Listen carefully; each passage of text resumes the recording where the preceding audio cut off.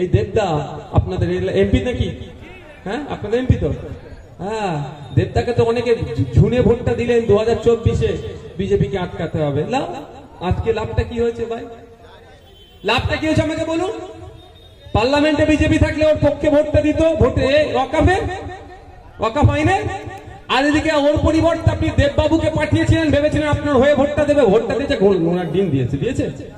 তাহলে লাভটা কি হয়েছে? ওর পরিবর্তে বিজেপি তৃণমূলের বাইরে একজনকে যদি পাঠাবার চিন্তা ভাবনা করতেন, অনেক লাভ হতো।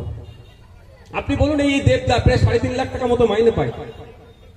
আপনি তো মাথা ফাতা ফাটিয়ে ফুটিয়ে কেউ সকালবেলা চান টান করে নিয়ে গোসল টোসল করে নিয়ে সকালবেলা ভোটটা দিয়ে চলে এলাম।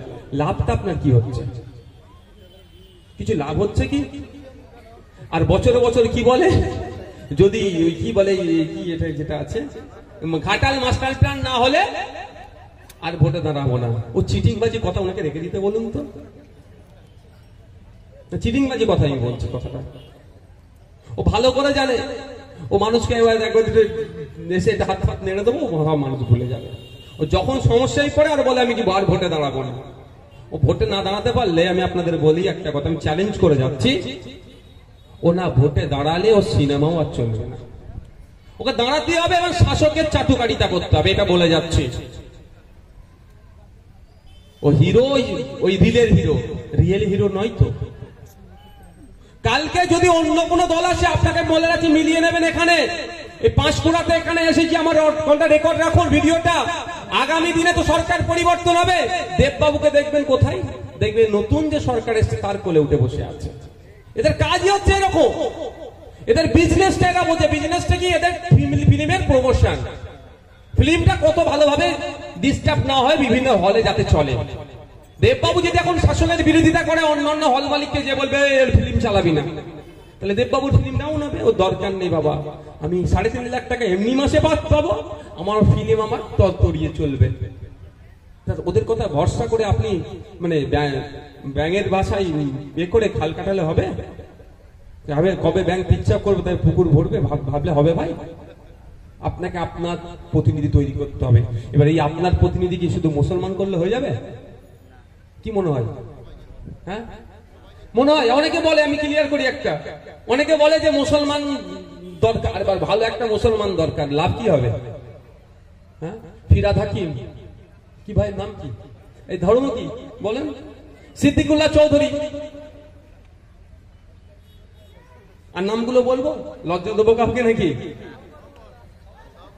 লাভ কি আছে ভাই? লাভ কি আছে?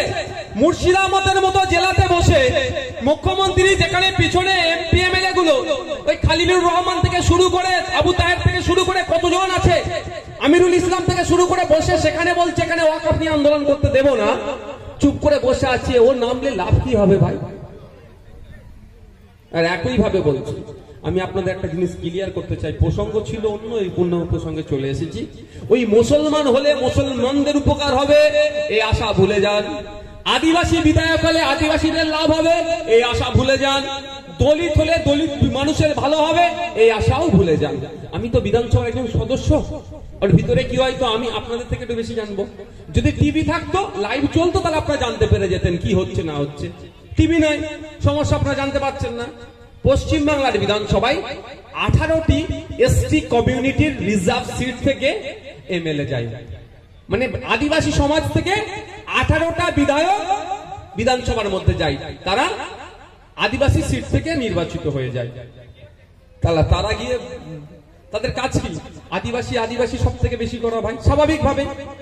কিন্তু দুর্ভাগ্য, তারা গিয়ে বলিষ্ঠ কণ্ঠে এটা একবার বলতে শুনলাম না যে এসটি কোটাই নন এসটি গুলো চাকরি কেন পাচ্ছে, তাদের বিরুদ্ধে কজনের বিরুদ্ধে ব্যবস্থা নিয়েছো সেটা জবাব দাও। এটা শুনতে পেলাম না। কিন্তু তারা আদিবাসী সমাজ থেকে গিয়েছে। পশ্চিমবাংলার বিধানসভায় 63টার অধিক এসসি কমিউনিটির আছে, শিডিউল কাস্ট কমিউনিটির বিধায়ক আছে, তারা সেই এসসি সিট থেকে রিজার্ভ সিট থেকে যাচ্ছে। তারা গিয়ে ভিতরে বলছে না যে ফেক এসসি সার্টিফিকেট গুলো দেওয়া বন্ধ হোক, যারা জেনারেল তারা এসসি কোটায় কেন চাকরি করছে এই চাকরি দেওয়াগুলোকে বন্ধ হোক। এমবিবিএস এর ক্ষেত্রে, উচ্চ শিক্ষার ক্ষেত্রে, প্রমোশনের ক্ষেত্রেও কেন এসসি ইনজাস্টিস হচ্ছে, এই কাজ জোর গলায় বলতে শুনলাম না। তাহলে লাভটা কি ভাই 63টাকে পাঠিয়ে? আর এইদিকে বলুন ফিরহাদ হাকিম, সিদ্দিকুল্লাহ চৌধুরী, গুলাম রব্বানী, সাবিনা ইয়াসমিন, আর নাম বলে শেষ করা যাবে না, 43টা আছে, 43টা আছে। তারা একবারের জন্য বলল না যে সংখ্যালঘু মুসলমানদের 2011 সালের আগে 100 জন সরকারি কর্মচারী থাকলে 4 জন ছিল মুসলমান, আর 2025 সাল দাঁড়িয়ে 100 জন সরকারি কর্মচারী থাকলে একজনকে আর মুসলমান কেন খুঁজে পাওয়া যাচ্ছে না? এটা বাড়ানো দরকার, 4 থেকে বেড়ে 8 হওয়া দরকার, বরঞ্চ কমে 1-এর নিচে নেমে গেল কেন? এর জবাবটা চাইছে না। তাহলে মুসলমান দিয়ে লাভ কি হবে ভাই? আদিবাসী দিয়ে লাভ কি হবে? হিন্দু দিয়ে লাভ কি হবে? লাভ কি করতে হবে? মানুষের মতো জনপ্রতিনিধি তৈরি করতে হবে।